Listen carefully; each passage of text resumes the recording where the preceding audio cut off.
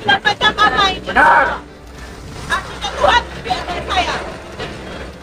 Ini ya perkara ini kalau tanah, hati-hati.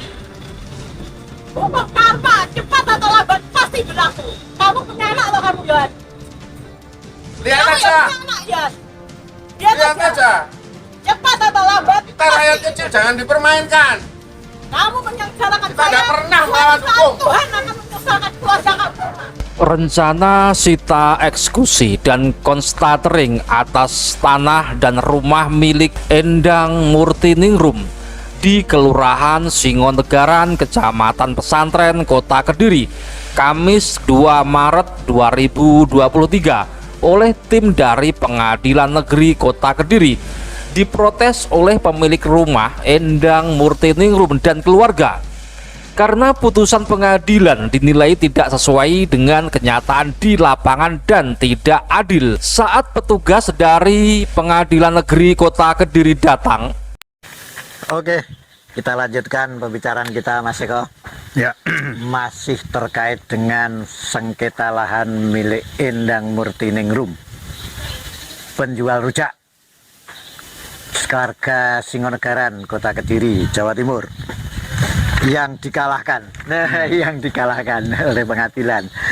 Tetapi ada beberapa hal yang dianggap dinilai sangat janggal oleh pengacaranya, penasihat hukumnya, yakni Pak Eko Budiono. Oke. Salah satunya adalah kaitannya dengan keterbukaan data, di mana salah satunya adalah kaitannya dengan C desa di Kelurahan Singonegaran miliknya atas nama Mursad dan Tuminah, orang tuanya Endang Murtiningrum. Selain itu ada lagi yang terkesan itu sangat ditutup, yang kemudian menimbulkan banyak pertanyaan, padahal ini masalah urgensi kaitannya dengan data di catatan sipil, kenal lahir, data akta kelahiran di catatan sipil Kota Kediri. Nah, ini gara-gara catatan sipil Kota Kediri itu merahasiakan lah, dalam tanda kutip ya, merahasiakan atau menyembunyikan data akta kelahiran milik Endang Murtiningrum, itu akhirnya digugat. Nah, ini mungkin bisa terjadi di banyak orang, ya. Bisa terjadi di banyak orang karena gara-gara berperkara, gara-gara ada kepentingan, misalnya ada kepentingan tertentu kemudian ditutup dengan alasan itu rahasia, data rahasia. Padahal itu kalau dilihat dari undang-undang keterbukaan informasi publik, itu C desa maupun akta kelahiran itu tidak termasuk data atau dokumen yang dikecualikan atau yang dirahasiakan. Nah, itu kabarnya juga digugat ke Komisi Informasi, Pak. Ya. Nah, gimana itu ceritanya? Begini ya. Masalah ini timbul masalah 13 garing PDT G garing 2019 garing PN Kediri. Ya. Masalah ini timbul dari inti utamanya adalah dari catatan sipil, Mas. Nah, berangkat awalnya dari catatan Dari sipil. catatan sipil. Apa itu? Jadi catatan sipil itu mengeluarkan surat kepada pihak penggugat Ya. yang menerangkan bahwa akte lahir nomor 126 atas nama Endang Murtiningrum itu tidak terdaftar. Awal mulanya dari situ. Ya. Akta lahirnya tidak terdaftar di Tidak catatan terdaftar sipil. di catatan sipil. Ya. Itu surat yang dikeluarkan oleh Capil pada saat di pengadilan. Pada saat di pengadilan Ya, oke. dikeluarkan di Capil di pengadilan sehingga digunakan oleh pihak penggugat. Ya. Otomatis kalau kedua orang tuanya Endang itu meninggal, Ya. Tuminah dan Mursad meninggal, tanahnya atas nama Tuminah. Ya. Karena Endang anak satu-satunya, beralih dia ke atas nama Endang. Endang. Ya. peralihan sertifikat dari Tuminah ke Endang itu tentunya disertai dengan surat keterangan waris. Ya, betul, betul. Dasar daripada surat keterangan waris itu adalah akte kelahiran. Ya, betul. Kalau akte kelahirannya diterangkan oleh catatan sipil bahwa akte kelahiran itu tidak terdaftar, artinya catatan sipil telah memvonis Ya. Endang bahwa Endang itu bersalah toh. Ya. Endang itu Sehingga- tidak ada. Endang tidak ada menurut keterangan mereka. Padahal orangnya ada. Orangnya ada. Ah. Sehingga dinyatakan Endang itu bersalah oleh pengadilan. Tetapi tidak ada putusan pidana, tidak Ya. ada putusan. Harusnya menyatakan bersalah itu atau menyatakan palsu itu setelah ada putusan pidana. Oh ya. Ini juga tidak dilakukan oleh Pengadilan. penggugat Ya. dan tidak dilakukan oleh pengadilan. Pengadilan juga tidak bertanya. Ya. Jadi sekarang kita meminta surat yang Anda serahkan kepada pengadilan yang menerangkan bahwa itu tidak terdaftar itu mana? Oh ya. Itu tidak diberikan sampai dengan sekarang. Loh iya, dia berani membawa surat itu di persidangan yang terbuka untuk umum. Ya, Tetapi kok diminta saja nggak boleh? sampai sekarang. Sampai sekarang?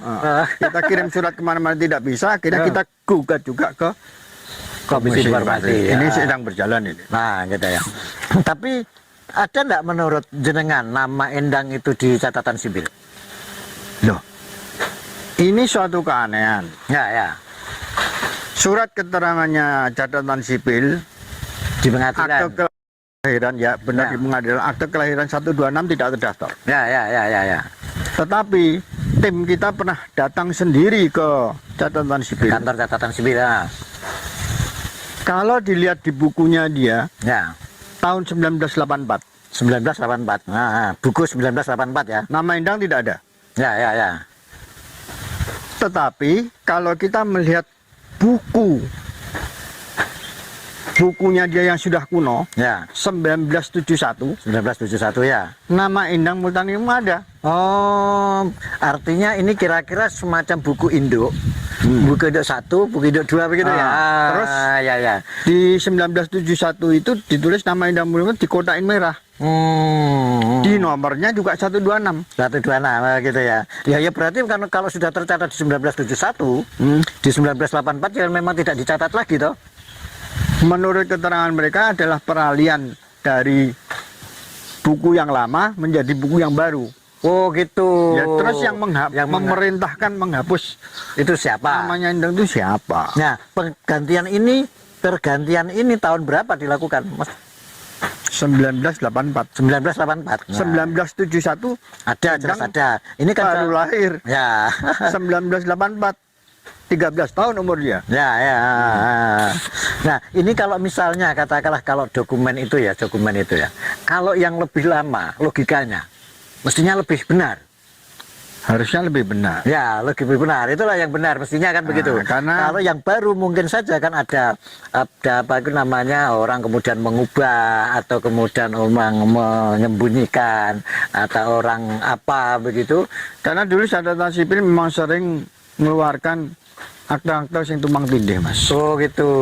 Tahun-tahun Tahun sebelumnya. tahun sebelumnya. Belum serapi sekarang toh.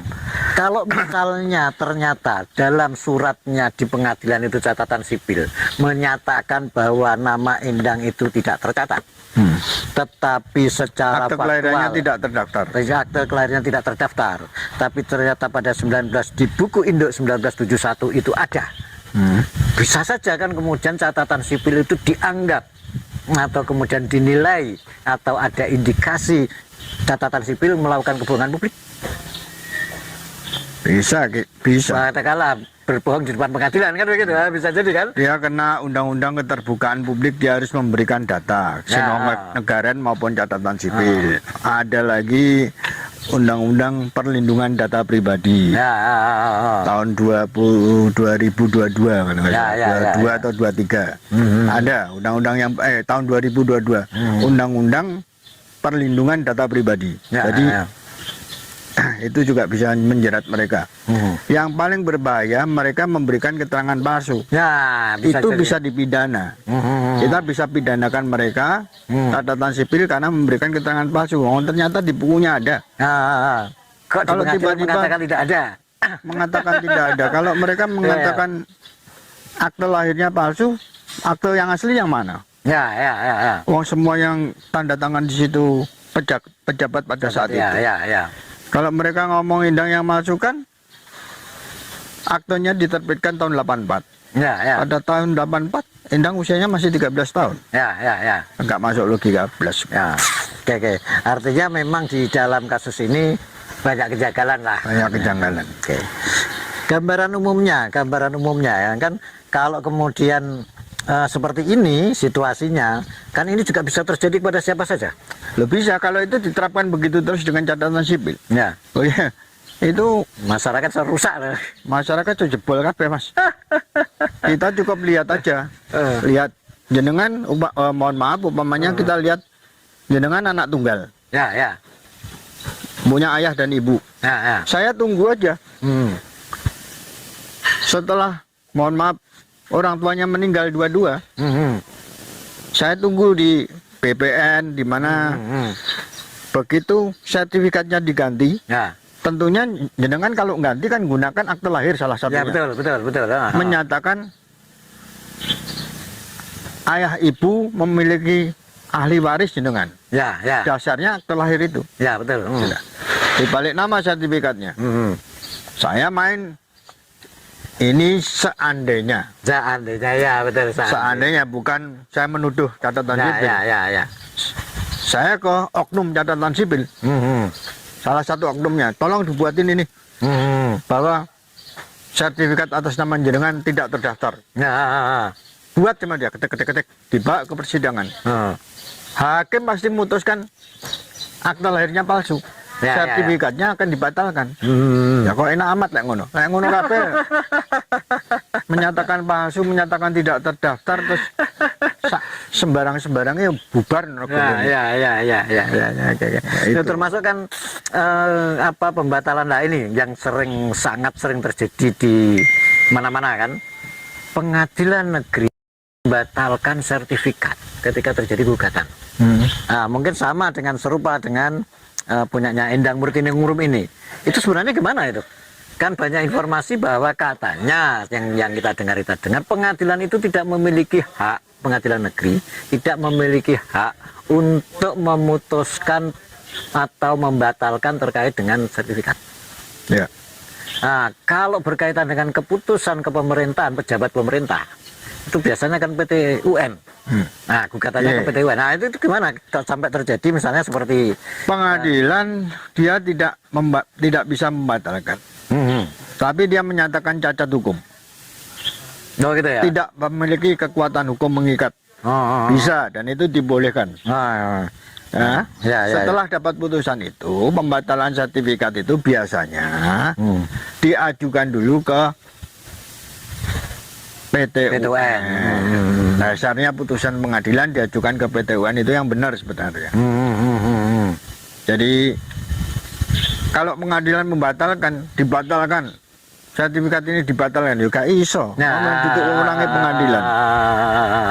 Bukan wewenangnya pengadilan. Ya terah we hakim ini. Kalau yang kemarin itu putusannya dibatalkan. Ya. Harusnya kan cuma cacat hukum, tidak memiliki kekuatan hukum, tidak gitu.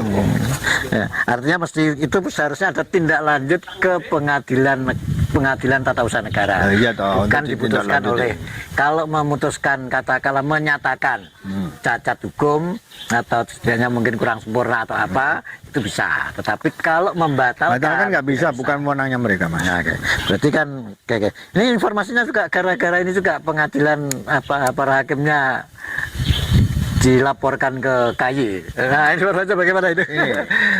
Saya melaporkan ke KY atas pelaksanaan eksekusi. Eksekusinya, oh ya. Karena menurut saya perkara nomor 13 2019 PN Kediri itu tidak bisa dilaksanakan. Alasannya?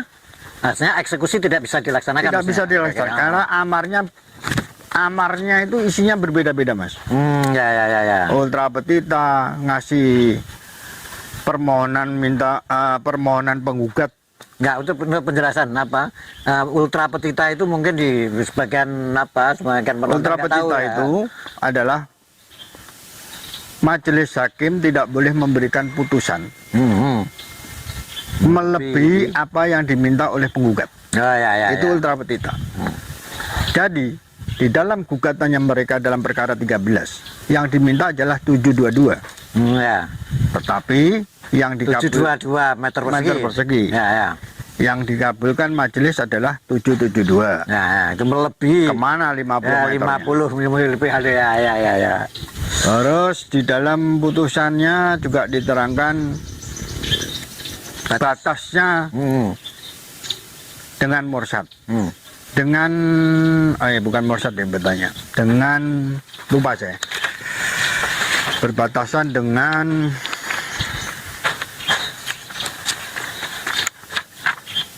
itu jadi deh ya. berbatasan dengan mursat. Ya. Nyatanya tidak berbatasan dengan mursat yang di putusannya. di putusannya. Menyatakan sertifikat hak milik nomor 2139 batal hukum. Ya, atas nama Endang Murtiningrum. Apa bisa dia menyatakan batal demi hukum itu? Menyatakan batal demi hukum surat pernyataan ahli waris. Menyatakan batal demi hukum kutipan akte kelahiran. Semua menyatakan batal demi hukum, batal demi hukum. Batal demi hukum itu kata-katanya PT UN, bukan kata-katanya PN itu. Ya banyak hal-hal yang jadi melebihi dari apa yang dimintakan. Iya, banyak yang mana tidak sehingga tepat, gitu. menurut saya tidak bisa dilaksanakan ini. Ya. Mereka harus mengajukan gugatan baru untuk membenarkan ini. Saya sering dieksekusi, sering juga melakukan eksekusi. Jadi saya juga sudah bicara pada saat itu dengan panitranya, dengan ketua pengadilannya. Ibu ketua pengadilan saya kasih tahu, Bu, begini. Ini tanahnya, ini saya sudah dilaporkan di Pak Mahfud MD. Ya. Saya nggak takut akan saya hadapin loh. Kita bukan masalah buat ibu takut apa enggak ibu takut. Kita ini kan mitra, Bu. Kita ini kan, saya kan kawannya ibu. Kita mencari kebenaran dan keadilan. Ya. Kalau memang benar kita dieksekusi ya monggo saja. Ya. Kalau ibu terus teriak-teriak begitu, terus ibu memaksakan dengan kekuatannya ibu untuk menjalankan begitu, ya sudah. Saya lapor aja kemana-mana, saya lapor sampai ke presiden sana, sampai ke KY. Karena saya lapor sampai ke KY, akhirnya selang beberapa waktu kemudian, bulan tanggalnya saya lupa. Tim KY datang dari Jakarta ke tempat saya, memeriksa saya. Apakah benar membuat laporan begini-begini? Ya kita jelaskan aja apa adanya. Saya periksa semuanya, setelah itu mereka pulang. Saya dengar besoknya tim KY juga ke pengadilan. Yang saya tahu cuma itu aja. Okay. Kalau tindak lanjutnya dari tim KY apa ya saya nggak tahu. Belum tahu ya. Oke. Nah, mungkin sementara begitu Pak Eko. Iya, terima kasih. Oke, sementara begitu. Terima kasih ngobrol-ngobrol kita. Pemirsa, itulah gambaran umum ngopi bareng kita, ngobrol kita sama Pak Eko Budiono, pengacara di Kediri, pengacaranya Endang Murtiningrum, penjual rujak di kota Kediri yang dieksekusi. Tak hanya dieksekusi, tapi di putusan pengadilan itu dinilai banyak kejanggalan dan banyak putusan yang berlebihan jauh dibanding apa yang dimintakan oleh penggugat. Ya. Sehingga karena ada banyak informasi yang ditutup atau disembunyikan, akhirnya Pak Eko ini melakukan gugatan ke Komisi Informasi Jawa Timur, juga ke Pengadilan Tata Usaha Negara, dan nyatanya dimenangkan. Nah, cuman sampai sekarang masih dalam proses lanjut, kira-kira seperti apa. Kita nunggu perkembangan selanjutnya, Pak Eko. Ya. Oke, terima kasih pemirsa. Sementara mungkin ngobrol kita begitu. Nanti kita lanjut dengan obrolan yang lain, atau jika ada perkembangan yang lain kita lanjutkan obrolan kita. Terima kasih. Assalamualaikum warahmatullahi wabarakatuh. Assalamualaikum.